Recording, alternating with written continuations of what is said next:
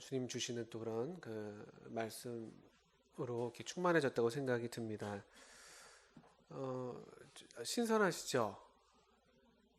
네, 아주 신선함. 저는 참 마음이 참 신선해요.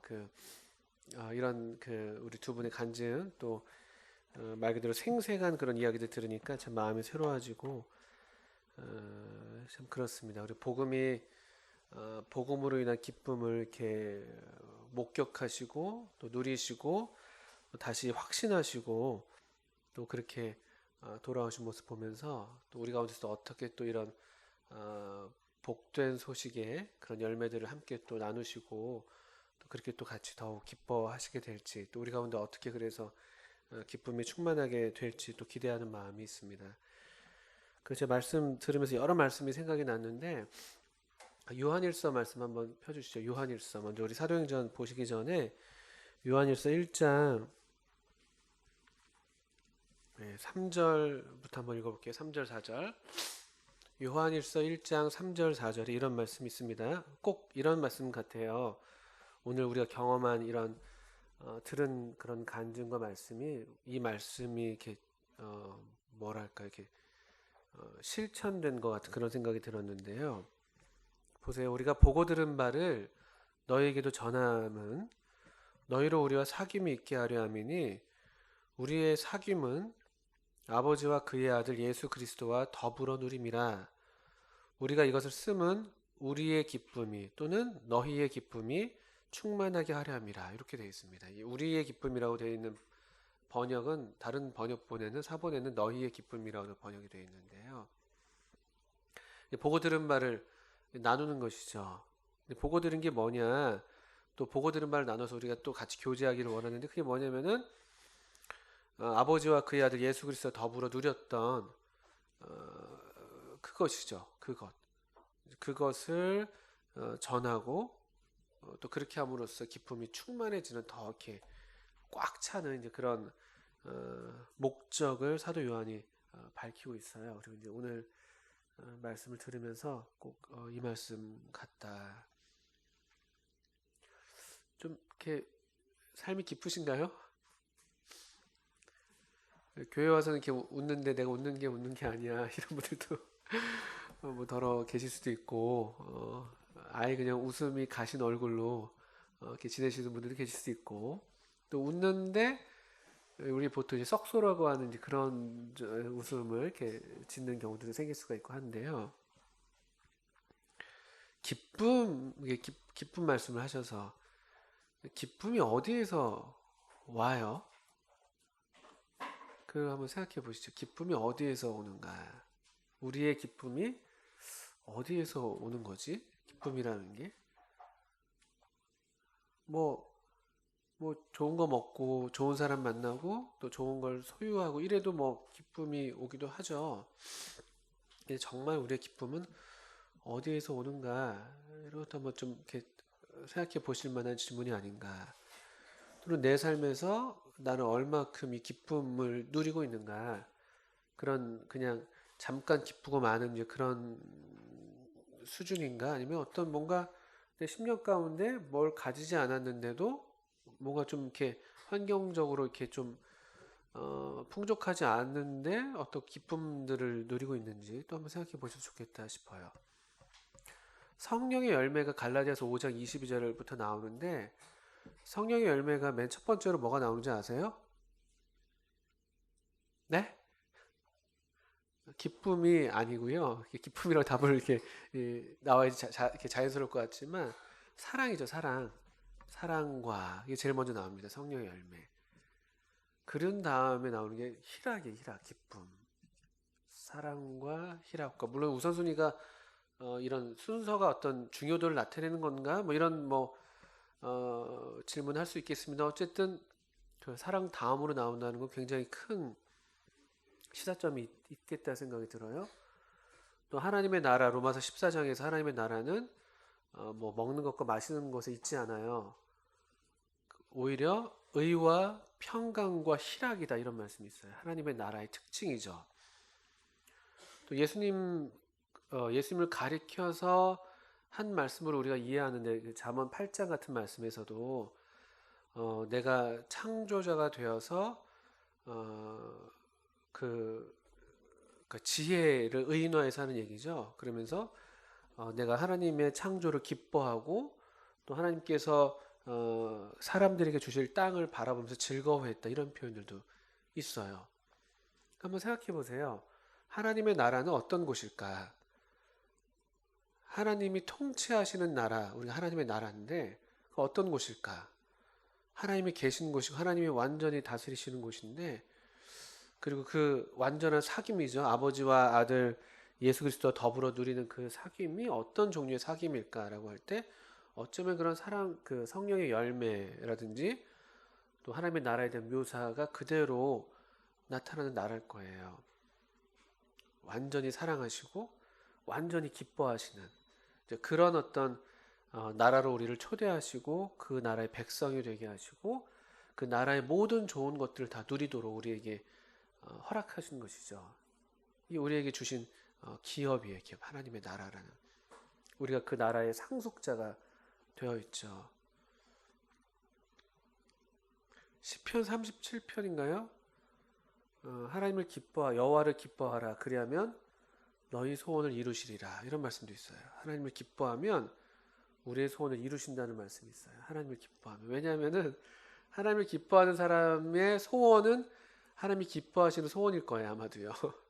그러니까 안 들어주실 이유가 없겠죠. 근데 대개인적으로 우리가 하나님을 기뻐하지 않을 때 또 나 자신을 기쁘게 하려는 그런 마음에 사로잡혀 있을 때는 우리의 소원이 이렇게 정욕에 많이 사로잡힐 때가 많죠.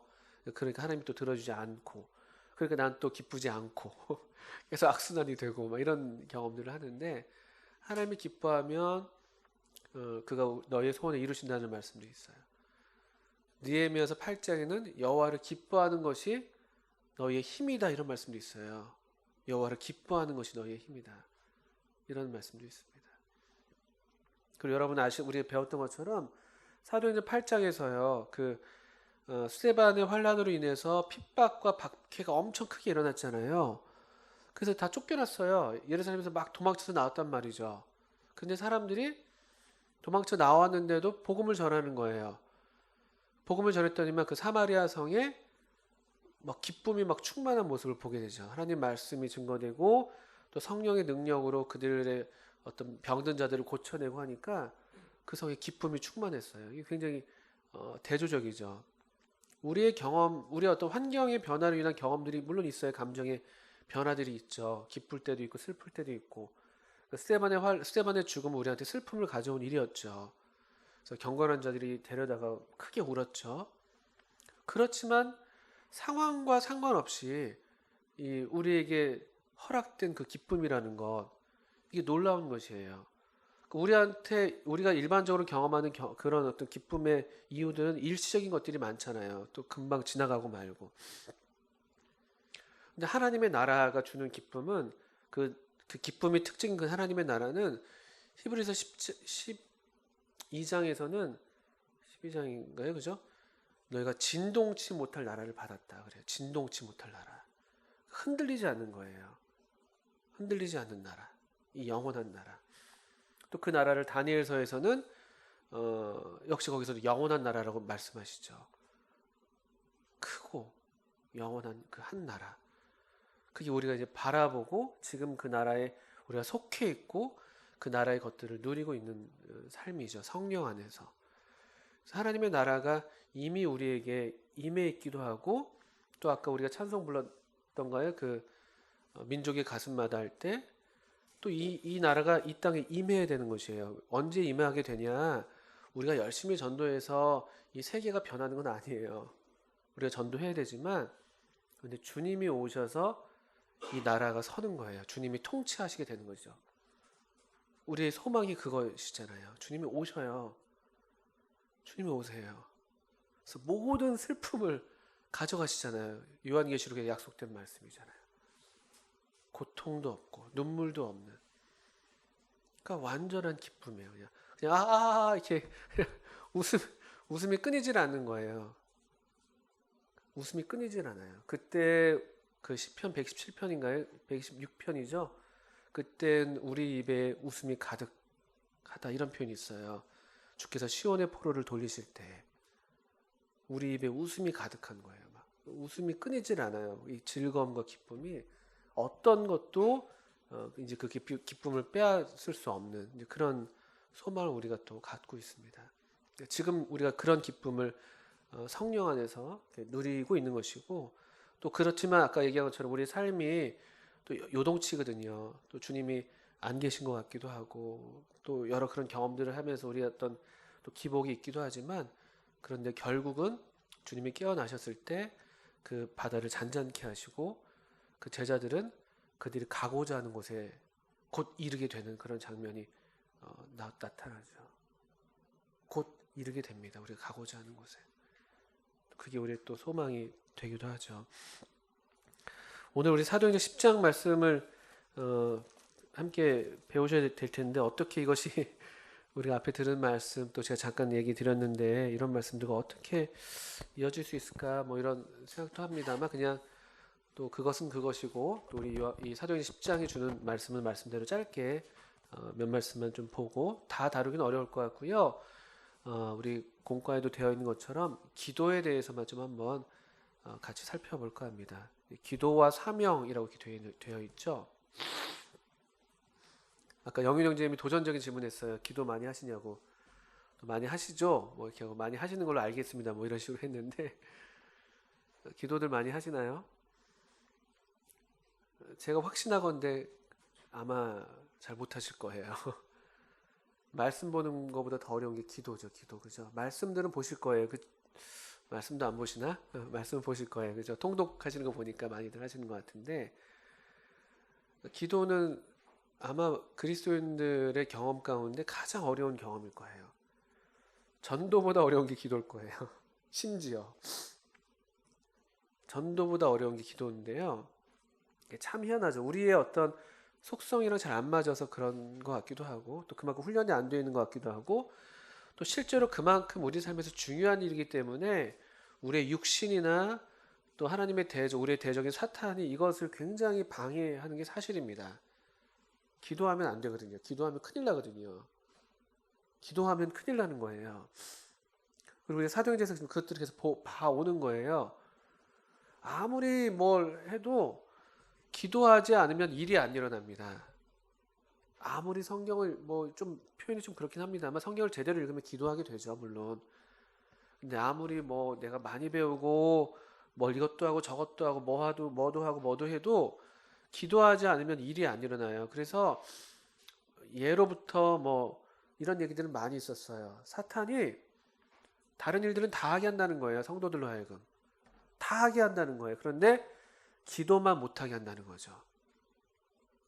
우리가 막 움직일 때 사탄은 쉰다는 거예요. 오히려 기도하지 않고 우리가 이것도 하고 저것도 할 때 사탄은 가만히 있대요. 오히려 걱정하지 않는데요. 근데 우리가 가만히 기도하면 그때부터 사탄이 일한다는 거예요. 기도가 일이에요. 기도가 하나님을 섬기는 거예요. 기도가 수단이 아니에요. 기도를 해서 그 다음에 내가 기도를 함으로써 뭘 얻어내고 뭘 어떻게 또 무슨 주님의 일을 하고, 이게 아니라 기도 자체가 하나님의 일이에요. 기도 자체가. 그런 면에서 사도행전은 대단히 도전적이에요. 왜냐하면 여기 온통 기도하는 사람들의 이야기고, 너무나 당연하게도 그들이 기도했기 때문에 하나님이 그들을 통해서 일하시는 것이죠. 심지어 사도행전 10장 우리가 열어서 보게 될 때 처음에 등장하는 사람이 이방인 고넬료예요. 이달리아 대의 백부장, 로마 백부장 고넬료가 등장합니다. 한번 볼까요? 10장 1절부터. 가이사랴에 고넬료라는 사람이 있으니 이달리아 부대라는 군대의 백부장이라. 그가 경건하여 온 집안과 더불어 하나님을 경외하며 백성을 많이 구제하고 하나님께 항상 기도하더니, 하루는 제 90쯤 되어 환상 중에 밝히 보며 하나님의 사자가 들어와 이르되 고넬료야 하니, 이렇게 되어 있습니다. 여러 얘기해요. 고넬료 구원받은 사람이 아니었다. 뭐 오늘날 우리식으로 보게 될 때 그런 것 같아요. 온전하진 않았던 것 같아요. 그런데 이 고넬료에 대한 이 성령의 기록은 놀라워요. 이방인이고 아주 구원받지 않은 상태인데도 불구하고 그의 어떤 이런 경건 생활은 우리한테 대단한 도전을 줘요. 저는 이런 면에서 우리 청년 형제자매님들이 겸손할 필요가 있다고 생각해요. 우리 소위 이제 일반 교회에 계신 분들이 많이 계시잖아요. 그분들 구원받지 못한 분들 많아요. 저도 알아요. 저도 많이 만나봤어요. 제 첫 직장이 기독교 출판사였어요. 기독교 출판하는 사람들은 꽤 소명 있고 열심히 있는 헌신된 그리스도인들이 확률이 높겠죠. 왜냐면 돈을 많이 안 주니까. 다양한 분들이 많았어요. 제가 봐도 구원받지 않은 분도 계시고, 또 온전한 어떤 복음에 대한 온전한 지식을 소유하지 못한 분도 계셨고. 근데 그분들의 어떤 이런 뭐라 표현을 좀 어떻게 될지 모르겠지만 그분들의 경건 생활이라고 해야 될까요? 뭐 기도 생활, 교회 생활 대단하죠. 우리 겸손할 필요가 있습니다. 구원받지 않았으니까 이게 뭐 그게 아니에요. 그걸로 다 되는 게 아니에요. 하나님은 어떤 분이시냐면요. 우리 먼저 보시면 사도행전 10장에 보시면은 후반부에 우리 후반부죠. 베드로가 이렇게 딱 얘기해 버려요. 10장 34절에 베드로가 입을 열어 말하되 내가 참으로 하나님은 뭘 보지 않으신다고요? 사람의 외모를 보지 않으세요. 각 나라 중 하나님을 경외하며 의를 행하는 사람은 다 받으시는 줄 깨달았도다. 하나님이 외모를 보지 않으세요. 우리가 뭘 하는지 물론 관심 있으시겠죠. 그런데 정말 어떤 이 하나님을 경외하는 그 중심이냐, 정말 그래서 하나님께 합당하게 해가는 삶을 살려고 하느냐. 우리가 지금 말라기서 읽고 있는데 바로 그런 모습이잖아요. 말라기 시대 때 이스라엘 백성들은요 우상 숭배하지 않았어요. 그때 비로소 포로기에 아주 혹독하게 겪고 난 다음에 우상 숭배하지 않았죠. 제사가 회복되고 제사장들이 딱 서 있고 성전도 새로 서 있었죠. 근데 금방 냉랭해지는 거예요. 하나님이 그들이 뭐 예배를 뭘 얼마나 드리는지 재물을 제대로 갖고 오는지 이런 거 그런 거에 표현이 뭐 그런 거를 중시하지 않으셨잖아요. 그들이 갖고 온 것도 형편없는 것들이었고 차라리 문을 닫아라 성전 문을 닫아라 이런 정도셨단 말이에요. 왜냐하면 그들의 중심에 진정으로 하나님을 경외하는 게 빠져 있으니까.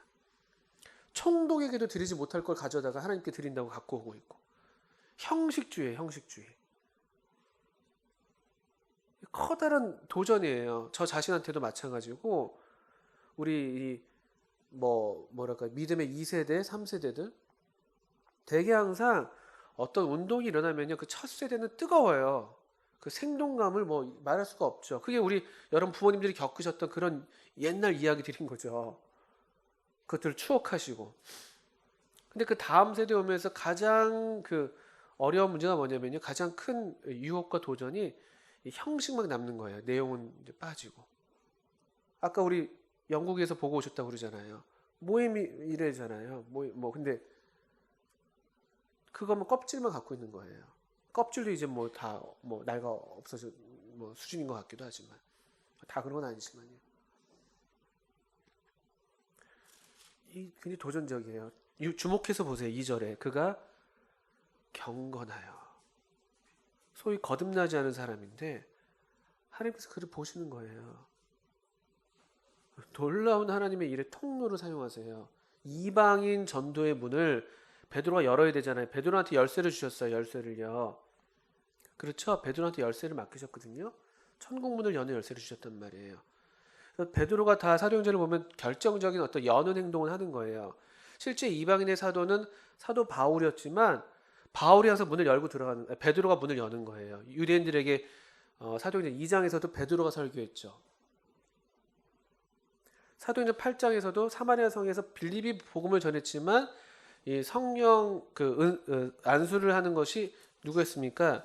베드로였어요. 베드로와 요한을 보냈거든요. 베드로와 요한. 그리고 10장에서도 첫 이방인 이 회심자를 얻는데도 베드로가 사용되는 거예요. 열쇠예요. 베드로는 열쇠예요. 열쇠가 열려면요 구멍이 있어야 돼요. 구멍이요.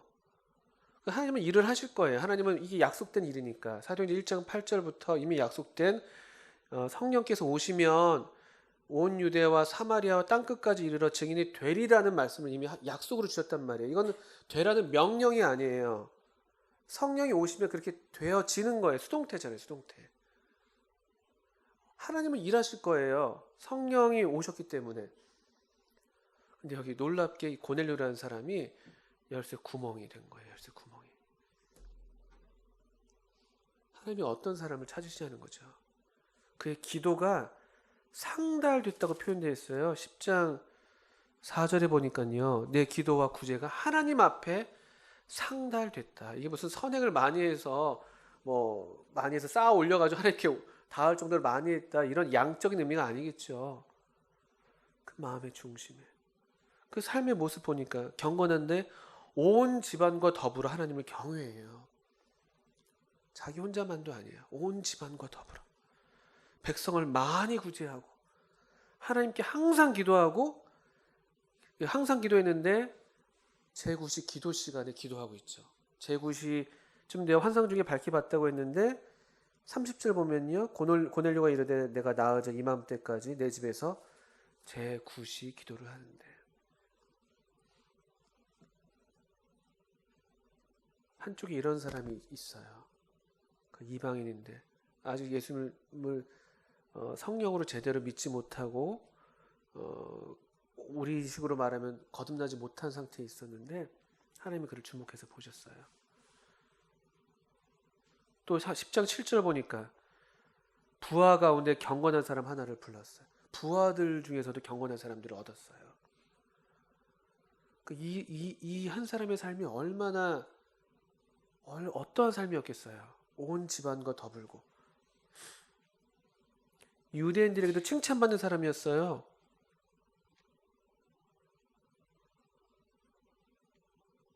어디 그 말씀이 있었죠?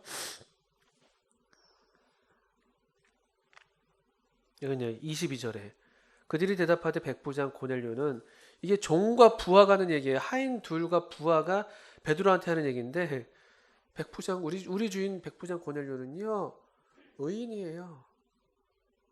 하나님을 경외하고요. 유다 온 족속이 칭찬하는 사람이에요. 대단하죠. 이 삶의 어떤 고결함, 이 경건함의 어떤 수준을 보세요. 수준을. 그러면 사실 우리는 얼마나 부끄러워요. 구원 받았다고 그거 하나로 그냥 끝까지 자랑할 거예요. 그게 얼마나 참 그게 하나님 마음에 합한 것도 아니잖아요. 저는 그런 말 들을 때 있어요. 이렇게 안 믿는 분들이 막 이렇게 잘 나가는데 가끔 이제 우리를 위로한다고 하면서 괜찮아. 우리는 구원받았고 저분들은 구원 안 받았잖아. 이게 어떻게 그걸로 우리가 위안을 삼을 이유가 되겠어요. 그거는 큰일 날 얘기예요. 큰일 날 얘기. 그분들 끝까지 구원받으면 안 되는 거예요. 그러면 비교 우위를 해가지고 내가 이렇게 위로가 되고 안심이 되고 안정이 된다는 건요. 그건 절대 하나님의 방법이 아니에요. 아시겠어요? 그러니까 일반 교회나 다른 어떤 사람들 대할 때 비교해서 우리 어떤 정체감을 확인한다고 하는 건 이미 진 거예요. 비교로 해서 이게 얻어내는 거는 이건 하나님의 의가 아니에요. 하나님의 은혜 앞에서 우리가 얻은 하나님의 의를 감사하면서 또 그분 앞에서 우리가 어떻게 살아야 할지 우리 스스로 살피는 것이 옳은 것이지 그런 어떤 식의 비교를 통해서 위로가 된다든지 그거는 아무리 제가 성경을 읽어봐도 성령께서 하시는 일은 아닌 것 같더라고요. 그건 바리새인들이 했던 일이에요. 내가 저 사람들보다 낫습니다. 그거잖아요. 그 세리를 가리키면서 나는 더 많이 금식도 하고 구제도 하고. 우리는 그 얘기를 할 수도 없어요. 우리는 이 정도의 삶도 못 살거든요. 또 한편의 사람은 베드로죠. 그 열쇠였던 베드로. 베드로 물론 하나님께서 택하신 사람이었지만 그도 역시 어떤 식으로 하나님의 이 역사에 동참하는 특권을 얻냐는 거예요. 하나님은 일하시는데 그 역시 어떤 9절 이후로는 이제 베드로 이야기가 쭉 이어지잖아요. 베드로가 뭐 하고 있었습니까? 베드로는 항상 기도하는 장면으로 나와요. 베드로 사도행전 1장에서도 베드로를 포함한 제자들이 기도에 열심하고 있었죠. 사도행전 2장에서도 그들이 기도하고 있을 때 성령께서 임했어요. 사도행전 3장에서도 기도 시간에 그들이 성전으로 가고 있었어요. 베드로랑 요한이. 4장에서 제자들이 모여서 또 기도하고 있었죠. 그러니까 막 기도하던 곳이 막 땅이 진동했었죠. 6장에서도 기도 가운데 일꾼들을 뽑기도 하고요. 계속 기도해요. 기도가 그의 삶이었어요. 10장에서 보니까 여러분들 9절 이후에 베드로가 기도하려고 지붕에 올라가니 그 시간은 제 6시였더라. 낮 12시에 기도하고 있어요. 11절에 기도할 때 하늘이 열렸어요. 여기서 아주 소박한 환상을 보이셨죠. 보자기에 쌓인 그냥 뭐 이렇게 짐승들이 보이는 그런 더러운 환상이었을지도 모르죠. 아주 베드로가 기겁했잖아요. 이 더러운 것들 막 이러면서. 그 부정한 짐승들이잖아요. 근데 잊지 마세요. 이 더러운 환상 때문에 하늘이 열렸다는 걸 잊지 마세요. 하늘이 열렸다는 걸. 기도하니까 무슨 일이 일어났다고요? 하늘이 열려요. 하늘이. 누가복음 3장에서도 예수님께서 세례를 받으시고 올라오시면서 예수님의 침례 장면을 묘사하는 여러 장면이 있잖아요. 누가복음 3장에서는 기도하실 때 하늘이 열리며 이렇게 표현되어 있어요. 그래서 거기서 소리가 나서 가로되 이는 내 사랑하는 아들이다. 기도할 때 하늘이 열려요. 기도할 때. 하나님께서 기도하는 사람을 주목하시는 거예요.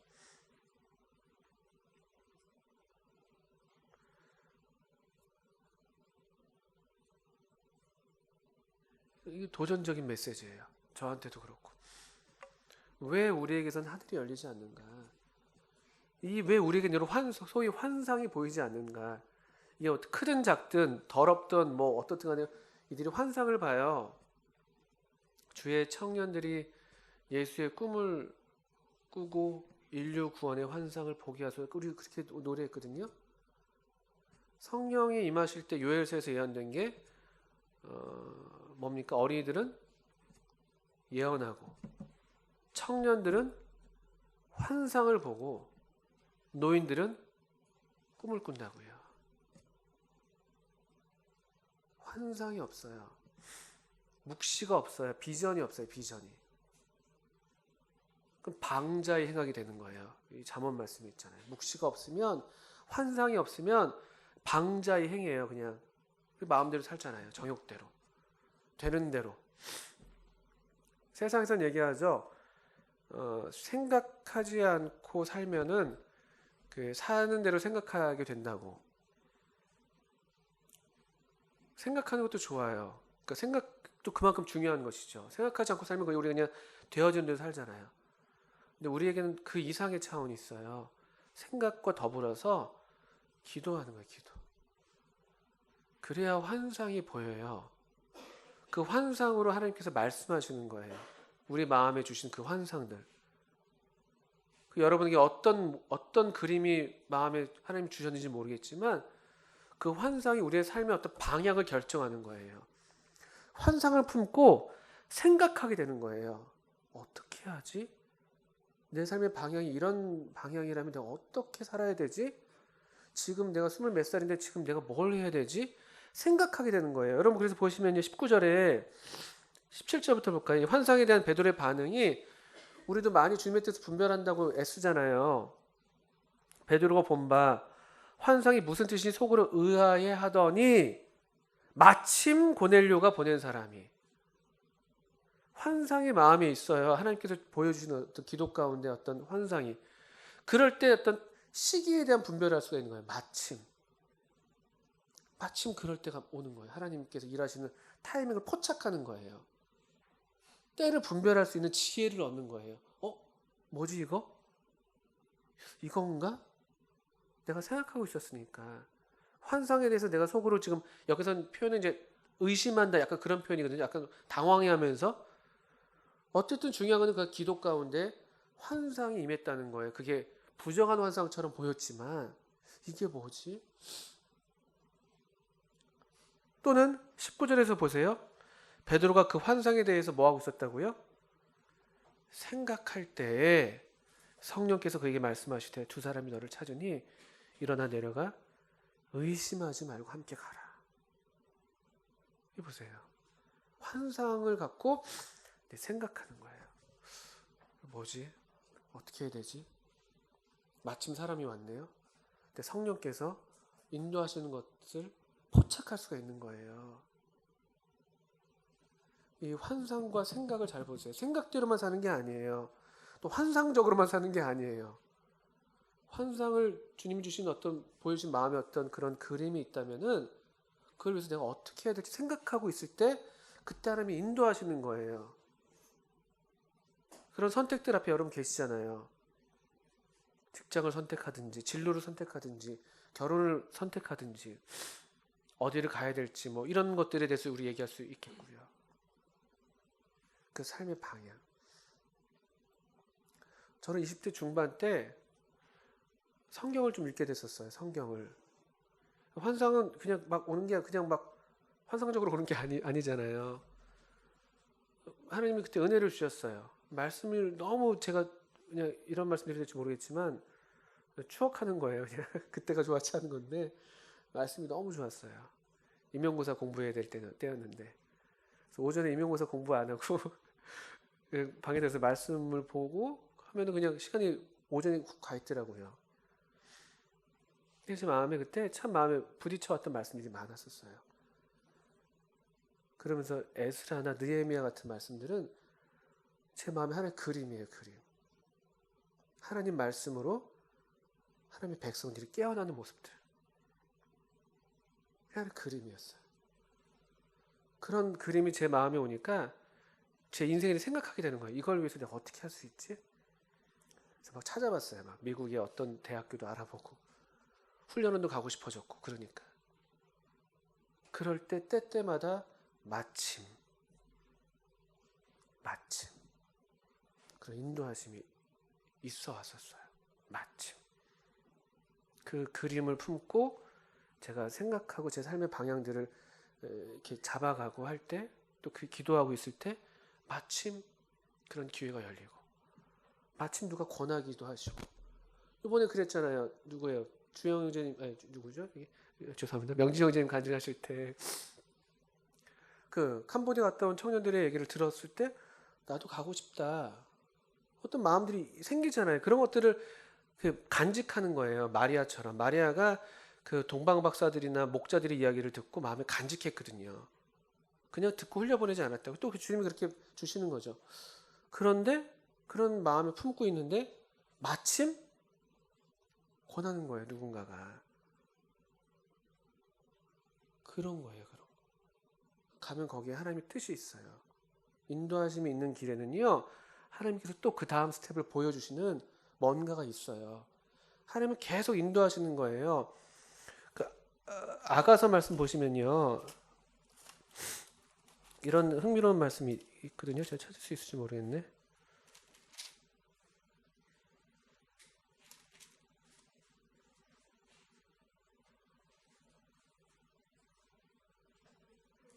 그 양떼의 뭐 발자국을 따라서 오라 이런 말씀이 있는데 어떡하지?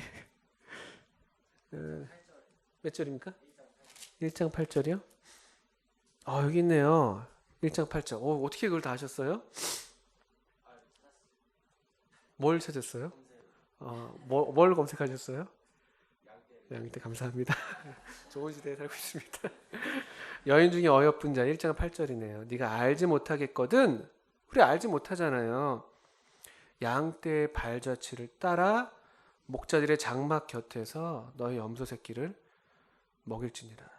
우리 알지 못할 때 많거든요. 근데 뭔가 필요는 느껴지는 거란 말이에요. 그럴 땐 양떼 발자취를 따라가도 괜찮은 거예요. 그 예를 들면 이제 좀 우리 앞서간 믿음의 선배들일 수 있는 것이죠. 내가 잘 알지 못하는데 내 삶의 방향이 그래도 뭔가 필요가 이런 필요가 있고 이런 방향인데 그럴 때 누군가 마침 고넬료가 보낸 사람이 마침 왔던 것처럼 생각하고 있을 때 많이들 다니세요. 청년 때, 젊을 때 기회가 되는 대로 따라다니세요. 우리 강용재님 많이 다니시잖아요. 박준영 선생님 많이 다니시잖아요. 지금 그분들은 완전 베드로의 노년이에요. 그냥 젊어서는 네가 스스로 띠띠고 가지만 늙어서는 다른 사람이 띠띠운 대로 막 그냥 가는 거거든요. 아무 데나 막 가시잖아요. 막. 뭐. 제가 지금 그렇게 하면 안 돼요. 저는 안 될 거 아니에요. 그죠? 근데 여러분은 지금 그런 기회가 있고 그런 기회들을 따라서 가실 때 계속 우리가 먹을 것들을 얻게 되는 거예요. 양식을 얻게 되고 또 그 다음에 계속 인도에 가시는 것이죠. 그거 보고 싶어요. 우리 청년 형제 자매님들이 기도 가운데 하나님 말씀 앞에서 기도로 나아갈 때 주님께서 여러분 마음에 주시는 그런 말씀들, 그 그림들, 그래서 그것을 위해서 내가 어떻게 살아야 할지 생각하시고 기도하시고, 그래서 주님이 때마다 말씀으로 또 사람을 통해서든 환경을 통해서든 인도하시는 그 인도하심을 잘 받아서 살아가면요, 풍성한 삶인 거예요. 목자가 인도하는 삶이잖아요. 목자가 인도하는 삶이에요. 내 양은 내 음성을 알고. 우리가 어린 양만 되면 돼요. 그 양만 되면 돼요. 그 주님을 온전히 신뢰하시면서 그 좋으신 목자를 신뢰하면서 따라가겠다라는 그런 어떤 마음, 잘 모르겠거든 그냥 그 양떼의 발자취만 따라가더라도 거기 목자들의 장막을 만나게 되는 거예요. 그럼 얼마나 우리한테 이 예비된 삶이 우리 상상 이상일 거예요. 어쩌면 우리도 모르는 사이에 하나님의 큰 일에 뭐 그게 크든 작든 상관없지만 하나님의 일에 동참하는 그런 하나님의 통로가 될지도 몰라요. 하나님이 이런 삶을 유심히 보시고 아주 귀하게 여기시고 아끼시고 기념책에 기록하신다고 되어 있잖아요. 말라기 3장에 보니까. 얼마나 복된 삶이에요. 세상은 다 그냥 아유 이거 너무 번거로워. 하나님 뜻대로 사는 게 뭐 대수야. 그냥 사는 대로 살면 되지. 그렇게 얘기한다고 그러잖아요. 그죠? 얼마나 번패스러운가. 헛되다. 우린 지금 교만한 자가 잘 되고 그런 얘기를 막 한단 말이에요. 세상이. 우리 중에도 그런 얘기들 막 할 수 있잖아요. 막 그런 유혹이 들면. 근데 그때 하나님을 경외하는 자들이 말하는 거예요. 경외하는 자들. 고넬료 같이. 베드로 같이. 주님이 들으시고 아주 귀한 보물로 여기시고 아끼시고 기념책에 기록하시고 그리고 하나님의 일에 동참하는 특권. 그게 어떤 종류가 될지 모르지만 어떤 직접적으로 동참하는 일일 수도 있지만요, 또 간접적으로도 얼마든지요. 이 삶이, 이런 삶이 환상적인 삶이에요. 환상적인 삶. 하나님의 환상을 따라서 그 말씀에 순종하고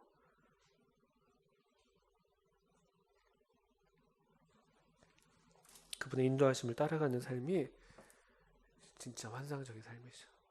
베드로가 그랬던 것처럼, 고넬료가 그랬던 것처럼 이 복음에 동참하는 기쁨. 같이 기도하시겠습니다.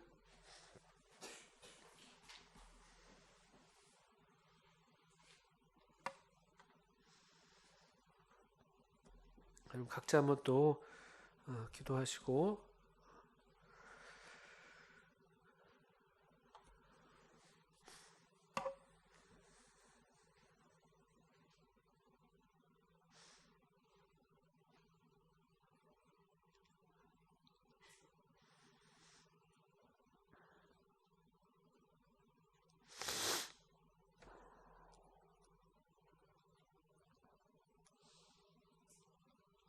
하나님 아버지, 저희들의 여러 부족한 중에도 자비하신 주님께서 또 저희를 항상 또 선대하시고 또 계속 주님께로 초대해 주시고 또 주의 일에 동참케 하시는 은혜를 또 허락해 주시고 또 우리 가운데 계속 주님 주시는 또 은혜와 기쁨이 있게 해주셔서 참 감사합니다. 주님 도우셔서 우리 청년들로 주님 앞에서 더 무릎 꿇게 하시고 하나님 말씀 앞에 또 나아가게 하셔서 주님이 주시는 그런 비전과 또 말씀을 따라서 한 걸음 한 걸음 그 삶을 주님께로 내딛게 하셔서 저들의 삶을 가장 복되고 또 행복하게 정말 주님의 영광을 드러내는 주님의 계획에 동참하는 그런 행복한 삶을 살 수 있도록 주님 계속 저들의 삶을 복되게 인도해 주시기를 기도합니다. 예수님의 이름으로 하나님 아버지께 기도합니다. 아멘. 네, 감사합니다.